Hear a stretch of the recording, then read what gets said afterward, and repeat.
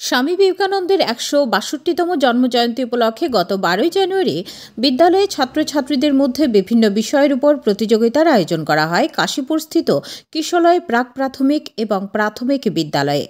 ১৮ই জানুয়ারি হয় পুরস্কার বিতরণী অনুষ্ঠান, যেখানে উপস্থিত ছিলেন এলাকার বিধায়ক রতন চক্রবর্তী, রামঠাকুর মহাবিদ্যালয়ের অবসরপ্রাপ্ত অধ্যক্ষা চিত্রা পাল, ৯ নম্বর পুর ওয়ার্ডের পারিষদ উত্তম কুমার ঘোষ এবং বিদ্যালয়ের প্রধান শিক্ষিকা স্বপ্না রক্ষিত।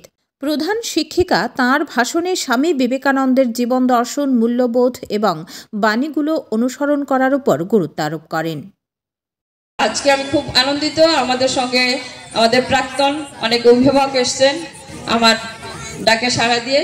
তাদেরকে আমার আন্তরিক প্রীতি শুভেচ্ছা জানাচ্ছি আমার প্রাক্তন ছাত্রছাত্রী, বর্তমান ছাত্রছাত্রী, অভিভাবক মণ্ডলী, আমার সহকর্মীবৃন্দ, যাদের নিরলস চেষ্টা আমরা আজকে এখানে এসে পৌঁছতে পেরেছি, তাদেরকে আমার আন্তরিক প্রীতি শুভেচ্ছা জানাচ্ছি।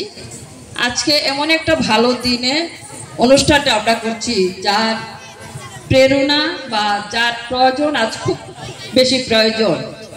বিবেকানন্দকে না জানলে আমাদের জীবন সুন্দরভাবে গঠন করতে পারবো না। বিবেকানন্দের কথাগুলো, বাণীগুলো আমাদের জীবনে ওতপ্রোতভাবে করত।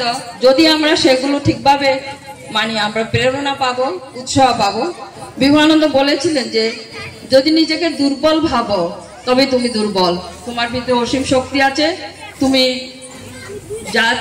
তোমার যদি একাগ্রতা, ইচ্ছা থাকে, তুমি সব করতে পারো।